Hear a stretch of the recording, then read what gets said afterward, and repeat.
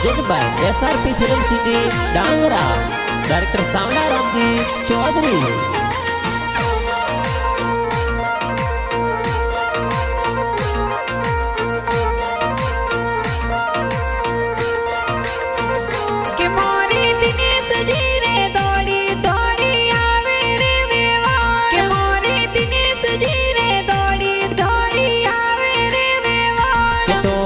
Scorpio माड़ो गोटियो सोई जे रे वेवोण तोरे मांडवलारो गोटियो सोई जे रे वेवोण के मारे दिनेश जी रे दौड़ी दौड़ी आवे रे वेवोण के मारे दिनेश जी रे दौड़ी दौड़ी आवे रे वेवोण के मोरे सावड़ा रामजी सोदरी गीत बनावे जोर गीत बनावे जोर।